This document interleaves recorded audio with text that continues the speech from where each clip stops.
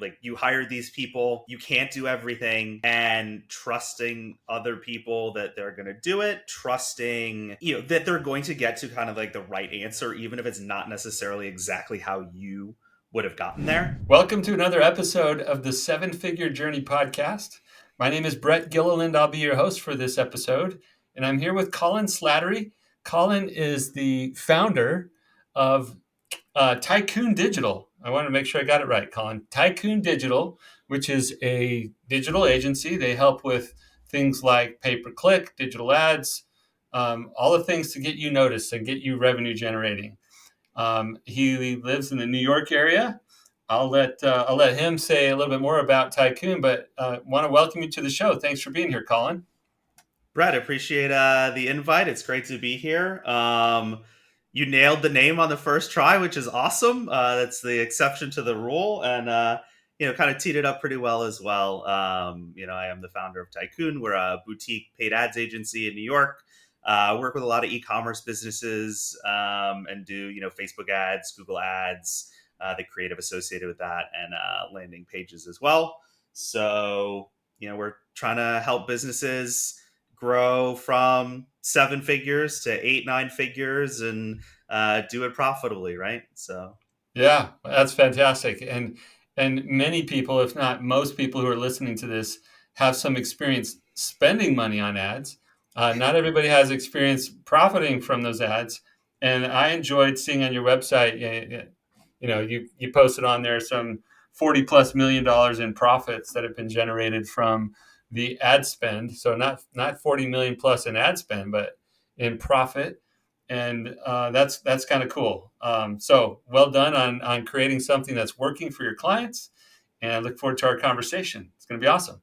yeah, me too. And I got to update that. It's more than 40 now. Yeah, you're So like, come on, thanks for the reminder to go you're back sharing and old check. stuff. All right. Well, yeah, I'm trying to give you a little credit there. You guys are doing good stuff. All right. So, Colin, this podcast has 2 parts to it. And we talk with real business owners who've done some real stuff, have real lessons to share, and then who are willing to get real as it relates to some of the ongoing challenges of growing and scaling a business. So part one is the part where we get to just highlight some of the things that you've learned in your personal journey from that scrappy, gritty founder stage when you first started up to now I've got a growing team and we're making money for our clients and like it's happening and I've changed as a person. I'm becoming a leader of people, not just an exceptional digital marketer.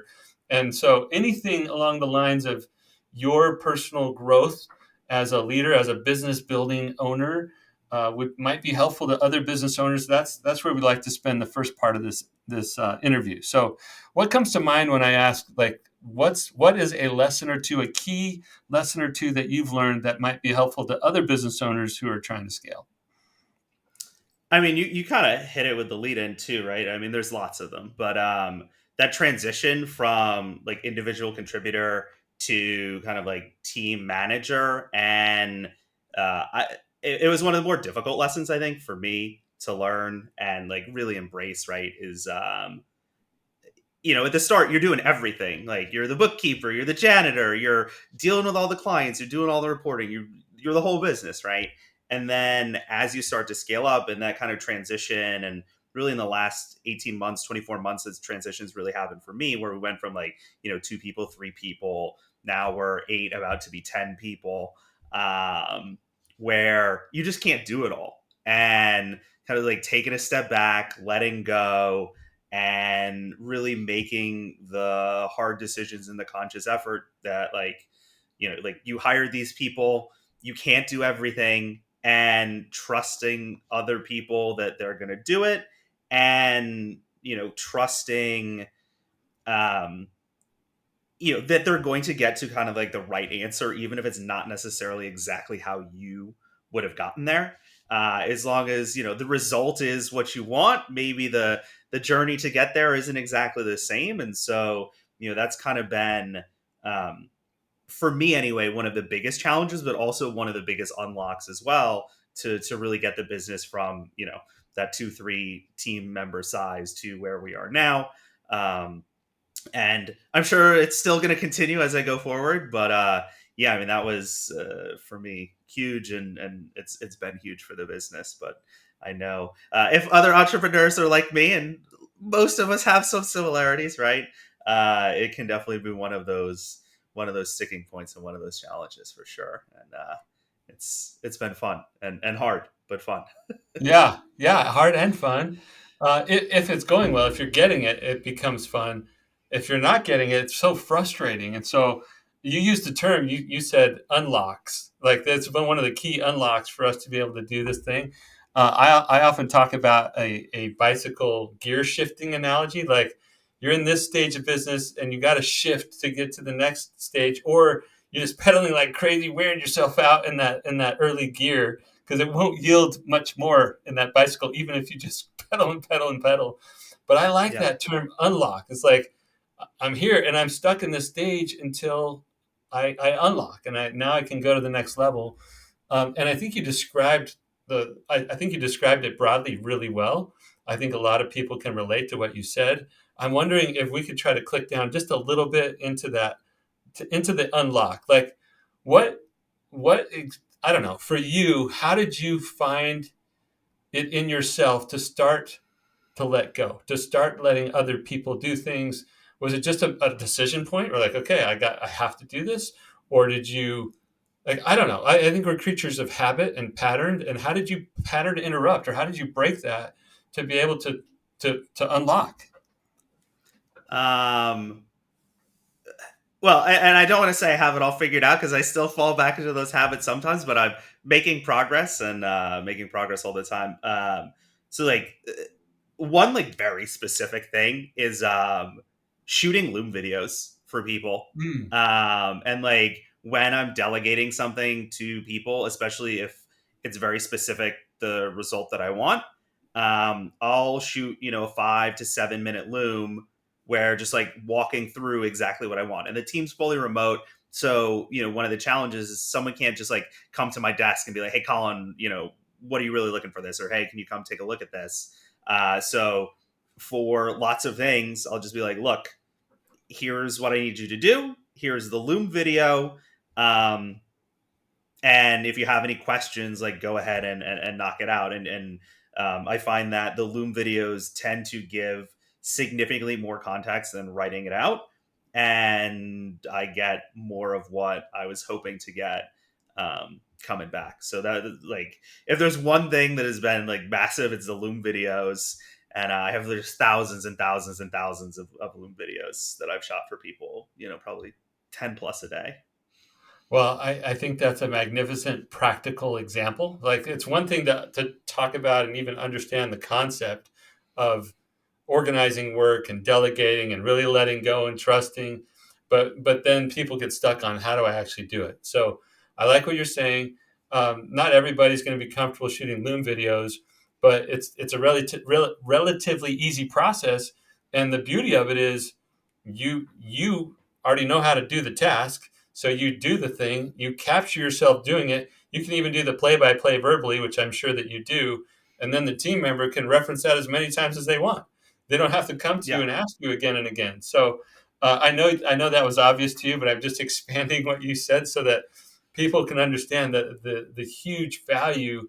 And we've talked about this for years as business owners. We've said things like we got to put our SOPs in place and the documentation, and Yep. really we're trying to build an asset that is transferable to others, and that asset must be able to function without us involved in everything. And so documentation, standard operating procedures, Loom videos, tools like Trainual, which is a training tool that's out there, not like a repository, but a platform to help you with your onboarding and ongoing training with the team. There's just a lot of good things now that allow business owners to, in real time, capture the work that is happening and educate or train your team members in the process. So, really good suggestion. Thank you for getting super practical. Anything else along those lines before we shift to another topic?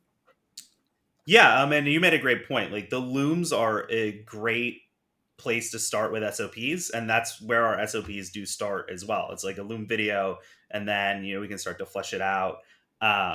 one other thing that I've done, and this is more recent, as of like delegated to more people and have brought more people on, everyone kind of has different ways that they like to go about things, and so sometimes you have to meet them where they are, especially for bigger projects where I have like an idea of what I want, but not like specifically, is I kind of ask them to bring me the blueprint. And I use kind of like building a house as an example. It's like, come back to me with the blueprint of what you're planning to do and let me give it the thumbs up. Like, don't build the house and then you show it to me and I hate it, Oh yeah. and then I have to make you do it all over again.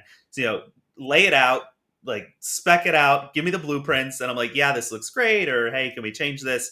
And then move to build mode so that you're not wasting their time, making them frustrated, and you're frustrated, right? Just show me up front what you're planning to do. We can talk about it. We can go through it, and then once we're both happy with what that looks like, press send and Yeah, really yeah, I move love on. that. It's a brilliant way to think about it. It's like, here's a lower cost investment for us to get to clarity before you go all in on building that thing. Because, yeah, sometimes as business owners, we kind of know what we want, but we're used to getting enough clarity for us to start moving and then making adjustments as we go.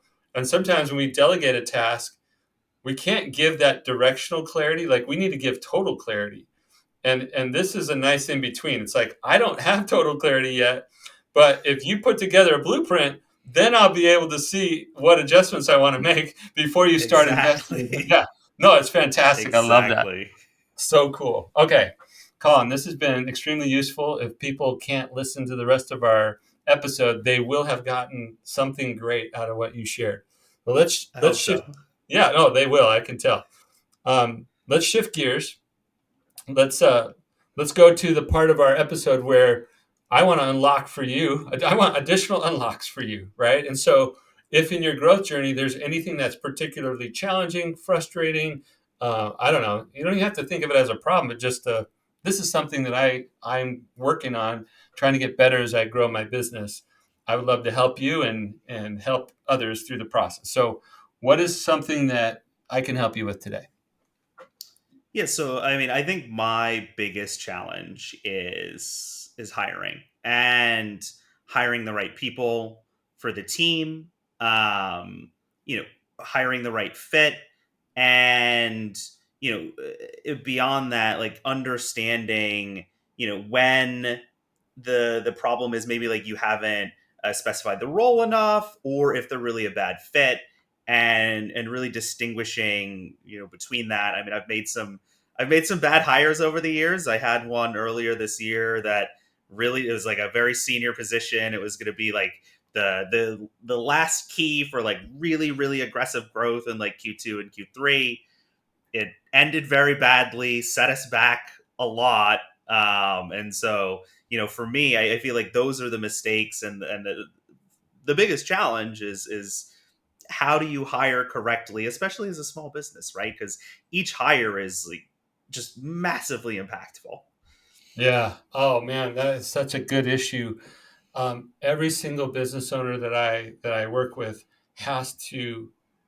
I'll fall short of saying the word master, but we have to get exceptionally good at identifying the candidates that will fit in the role, fit with our company, who have the skill set to deliver in what's needed in the role. Like it's pretty core to our business being successful. It's fun and pretty easy to look at numbers and see how we're doing, and get and serve clients. All that's amazing, but at the end of the day, most of our businesses rely on the people who are filling those essential roles, and if we can't get it right, it impacts everything that we're doing. So I can't overstate the importance of learning how to hire, at getting better at that. And we're looking for progress, not perfection. Like, we all want perfection Hmm. out of the gates on this stuff, but progress to get better and better at this over time. So, I don't want to drag you through the pain on this, through the wound of the recent history. But you mentioned having a hire that set you back pretty significantly this year. Could you put a little bit more color to that? It sounds like an important, a key role that was supposed to really move you forward that didn't work out. can you give us a little bit of, I don't know, scope the cost or the impact of this for us? Yeah, I mean, it was a senior delivery position. So they were taking on clients, managing clients that I had brought in, right? One of my big jobs now as I'm transitioning out is marketing, sales, bringing in deals like Mm. pipeline and managing the team. And yeah, I mean, it lost us clients. I probably lost about, between opportunity costs, lost revenue from current clients, and then me having to like go in and now rehiring for the position. It probably cost $500,000 um, in That's a all lot. in aggregate like loss. Yeah, Yeah. Oh, that's so I'm painful. laughing so I don't cry. I know. I hope, I was going to say, I hope that I'm not treating this subject too lightly because, you're laughing, but I love the way you put it. Sometimes we do laugh so that we don't cry. And wow, that's a lot when you think about what is at stake in getting this right.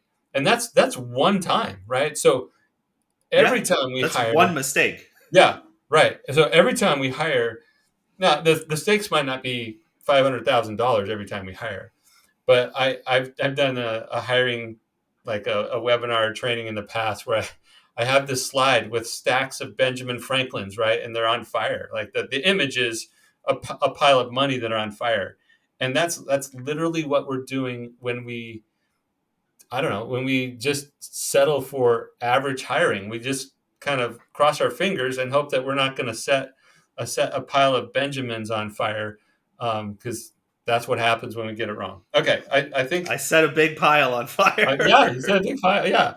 Okay, and that's lessons learned and all that stuff. One time, quick story. One time, I did one of these hiring trainings, and I kind of pulled the audience and said, "Hey, what's that biggest hiring mistake? What was the cost of the biggest hiring mistake you've ever made?" And we had numbers like you said, $500,000.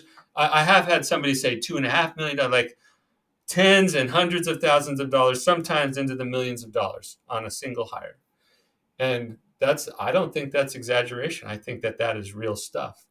But the most sobering answer I ever heard, Colin, was somebody typed in the chat, "It cost me 5 years of my life." I was like, "Oh, that's a different angle on that, right?" And you talked about opportunity cost for your business and setting you back, and maybe that was in terms of months, right? But this person very clearly had an answer of 5 years of my life. Now, I don't know what's worse, $500,000 or 5 years of my life. You probably make more than 100,000 a year, so that's pretty sobering. Okay, so the stakes are Yeah, pretty high on this stuff. We need to get it right. How do we improve in our hiring effectiveness? And I'm hearing that right? How do we improve in our hiring effectiveness? Yeah. absolutely. Yeah, Okay. get it Good. more right more often, right? Yes. Right. Get it right It's not more going to be time. perfect. You're still going to make mistakes, but if I can, reduce the number of mistakes, it adds up to lots of money over Significant. time for That's sure. right. That's right. And we've all heard the adage, or most of us have, of hire slow, fire fast, right? Like that's common language. But I want to dig in on the hire slow a little bit, because a lot of times we're so anxious to fill that role because it's such a, in this case, like pivotal role, key impact, high generating role. And it feels, at the time that we are hiring it feels like it was important last month, or like, like we needed it now kind of stuff is often what we're dealing with. And I find that in a when people feel pressed for time, when they feel that high urgency to get somebody in, they do things like this. They go, "I need X role." And so they go out to a job board and they say, they search for, I don't know, let's call it a media buyer, right? I don't know, media buyer. And all these jobs pull up and they go, "Oh, that description looks pretty good. That looks pretty good." And they quickly assemble this job posting, or we leverage Chat GPT now or some other AI and say, "Write me a job posting," because we don't want to do it from scratch. And I don't blame anybody for wanting to leverage good stuff that's out there. However, when we cobble together a Frankenstein job posting and then we do this help wanted thing, think of like teenagers at a fast food shop, right? Help wanted. And somehow we learned as business owners in the US that you all you have to do is put out a help wanted sign, because that's how we Right. got a job when we were kids. We saw the help wanted sign and we went and applied. And so that's not the best way to go find the right people. So we need to get much more clear on the front end. What exactly are we looking for in that hire? What are the success criteria for the role? Forget about the person right now. What is the measurable success criteria for the role?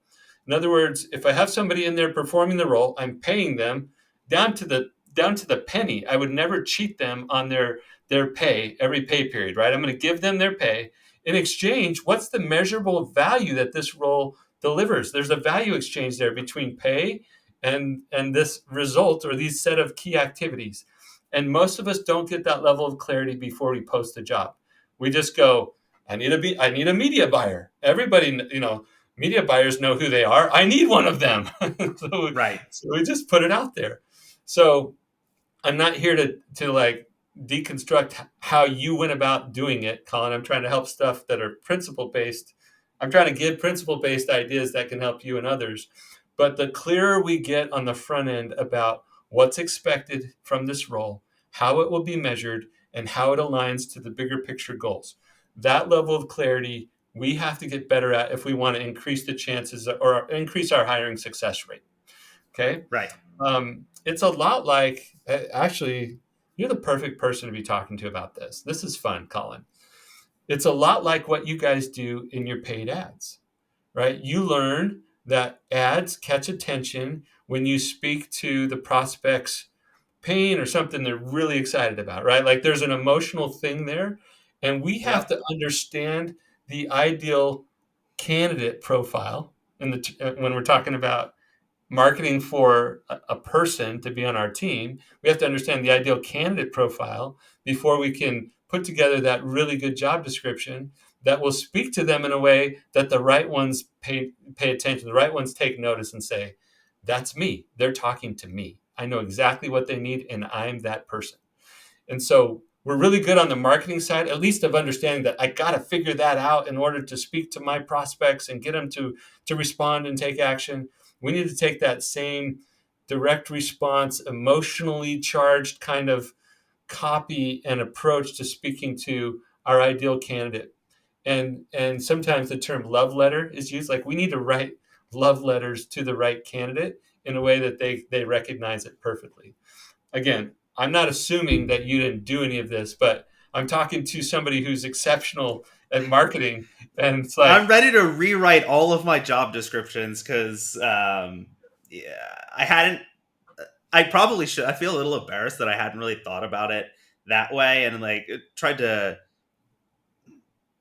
I treated it kind of just like this is a job posting, not like selling them on us and like finding that match. And the point about KPIs that you made too was also a big mistake that I made because I didn't think about it. Where it's like we have KPIs in marketing, right? Like our CPA target is $50, right. and like that's what it is, right? And like that's how we're measured.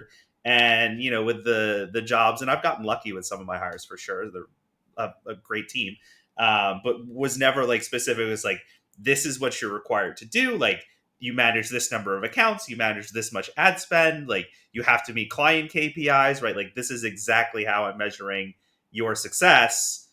That was not part of the process, and I can see Yeah. again, probably obvious in hindsight, right? But Well, I feel like that's the those are beauty. Yeah, that's the beauty of what I get to do. Is I say, hey, here's the obvious things you should be thinking about.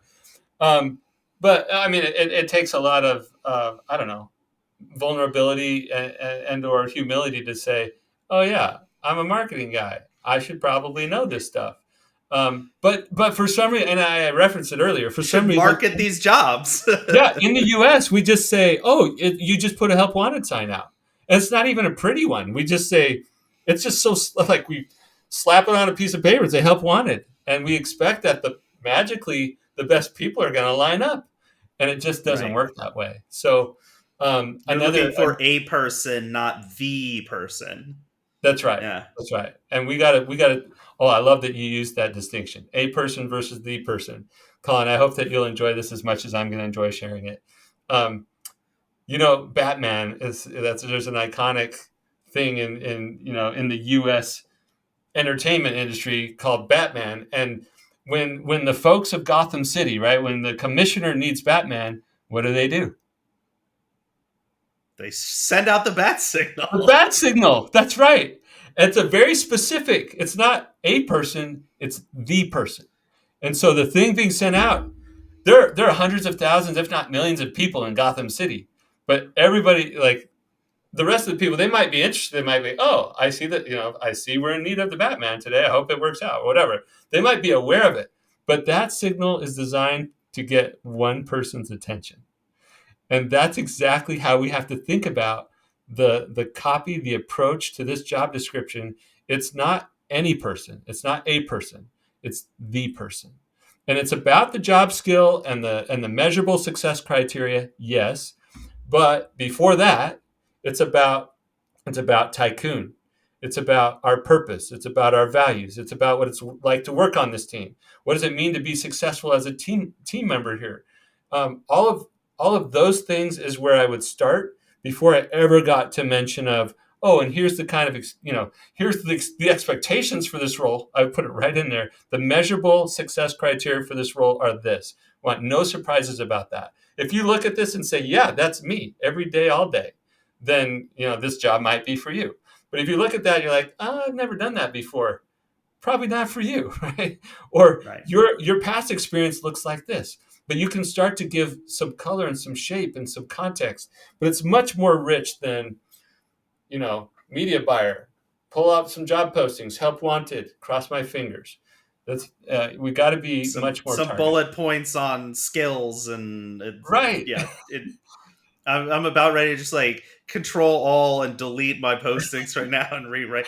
And I think it'll be more fun if I'm honest, because then you get the culture part, the vibe part as well, Exactly. And which you have to compete with these huge agencies or these huge companies who have internal teams. And you're like, not that you're insignificant, but here's this smaller growing team, but there's so much uniqueness, there's so much benefit, there's so much excitement that you get to highlight bat signal for the right person. And anyway, I'm so thrilled for you, Colin. I can't wait to see an updated job posting from you. It's going to be way better. All right, that's on the like posting side. Let's talk about for the few minutes we have remaining. If this is helpful, is this helpful, Colin? I'm loving. Like I'm ready. Okay, Like as soon as you're we're ready. done, I'm gonna be like starting to rewrite my job posting. Okay. So Well, I want to help you a little bit on the after you get candidates. Like, how can you get better at assessing these candidates, whittling them down, um, giving yourself more of a chance that you're getting it right. So it does start on the front end. So I think we're clear on that. In the resume review process, I'm not going to give a bunch of tips. I mean, you kind of know what experience, keywords, etc., and the candidates know, and they write up their resume to match it. Right? That's just the game.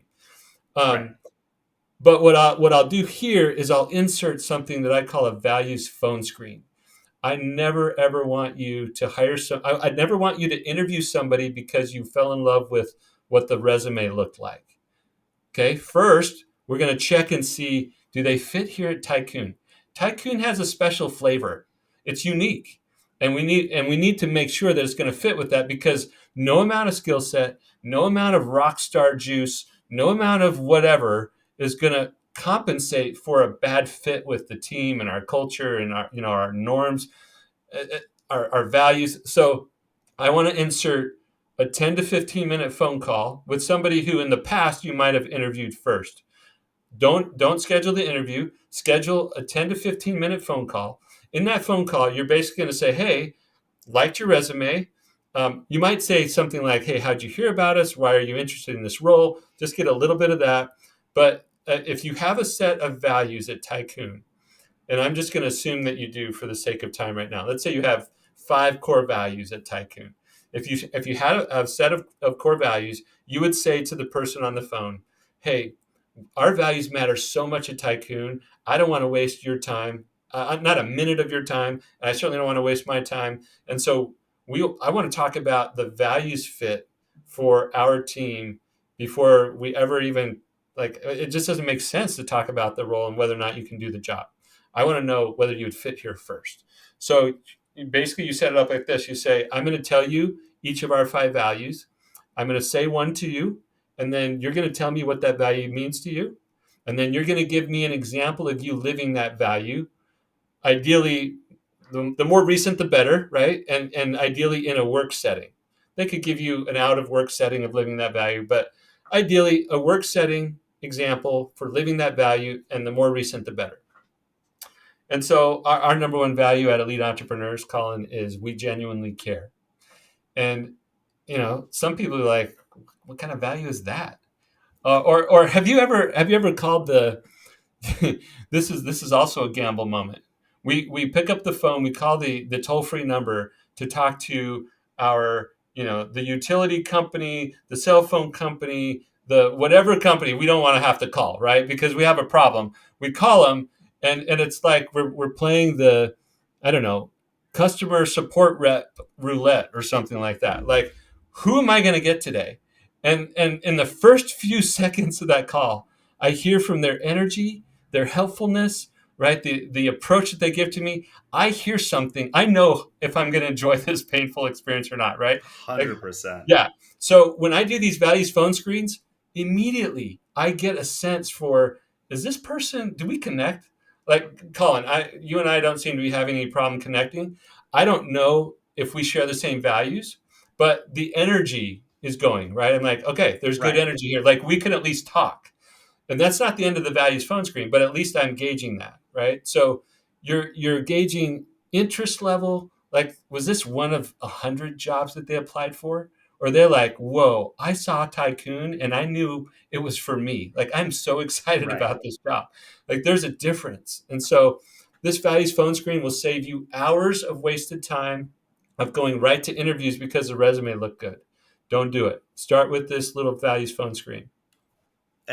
This I love this, and I love it because it's something that I've incorporated, but it's always at the very tail end. It's at the end of the second interview, like, Oh, and when I start to get like vibes, right? I ask them lots of more like not really work related questions, but mm, cultural questions. I mean, I go through our core beliefs as a company, good. and it's all backloaded at the end though, so I've already kind of like it's the last thing I check for instead of the first thing I check for. Yeah. And I just like I'm gonna move it right to the front Yeah. Just flip it instead around. Yeah. because Sounds like you know the importance of it, but the order will save you because tell the truth, with this hire that you made recently, you did the values check and all that stuff.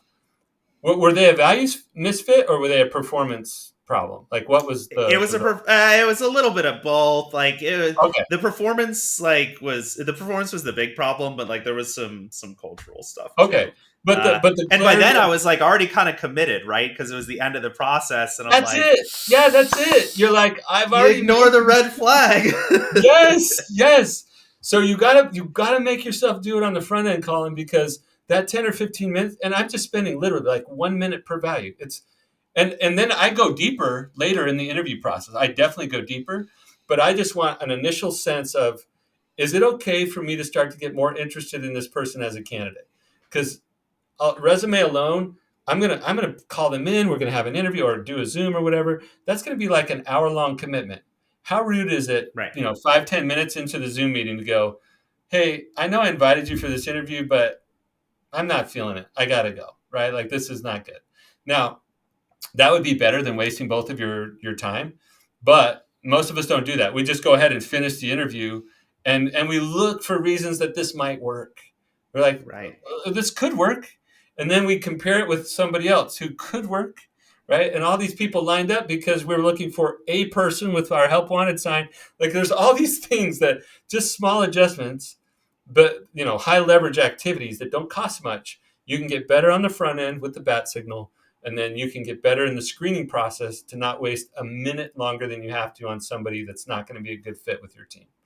All right, that's enough. You can tell I get passionate about this stuff. I'm so excited because like that stuff is also I think more. It makes it more fun. I think because Yes. like the cultural like the vibe check thing like we're people working with people, right? And so like the personal connection and that part is the more fun part than getting into like the gritty granular, like, tell me about a time you optimized a campaign, right? um and that way you narrow the number of like the boring but have to be done technical stuff to only people who you're like, I can see like being on a team with them. I can see enjoy, like, we're laughing on our Friday team call with this person, right? Like you can Yep. see like that part of it, and then you just need to dial in the technical part after that. So But the at the flip is risk of going to be taking great, us, and it's going to be more yeah. fun.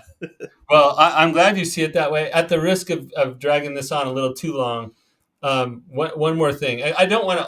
I don't want to like brush over the technical piece. As much as you can in your hiring process, let's build in proof. Proof is in the pudding types of experiences. So when I said we're going to slow down on the hiring, this is going to be multiple steps. We're going to check for culture. We're actually going, where possible, we're going to test for aptitude. We're going to test for the competency. So if they're supposed to run ads, like give them give them a little project, invest some money. You don't have to give them one of your client projects. Give them a project for your own business and say, this is We live do paid stuff. assessments. Yeah. Yeah, yeah, paid assessment. Like let's make this happen. Yeah, so you're going to test and not just get excited about working with this person, but they can't do the job, right? So it's both ways. But I would start with the culture fit, because no way would I hire somebody, even if they were amazing, if they don't fit with my team. Amazing technically, right? If they're not amazing with the team, but if they're amazing with the team, I don't, they need to be able to do the job well also. So both things are important. I kind of leaned into the one that gets overlooked more, but I didn't want to communicate that that's the only thing that mattered, right? All right, Right. Colin, this has been awesome. Thank you so much for coming onto the show. Will you share with everybody, if they want to learn more about Tycoon Digital, how they find you guys, how they connect with you on social, wherever you want to direct them? Yeah, absolutely. So tycoondigital.com, TAIKUN. You can find me on Twitter at CJ Slattery, and I post a lot on LinkedIn, Colin Slattery. All of those places are good. And yeah, Brett, this has been a lot of fun.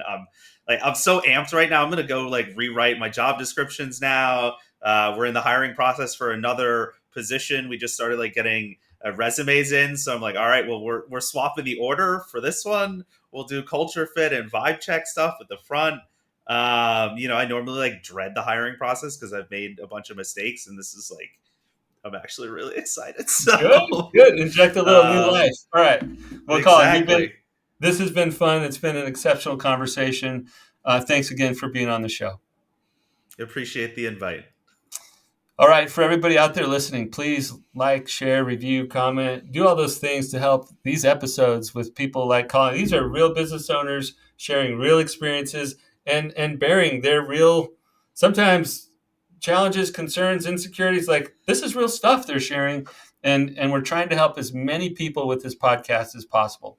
These challenges are not unique. These lessons are helpful to many, many people. So get it out there, share it widely, and join us next time for another episode of the Seven Figure Journey podcast.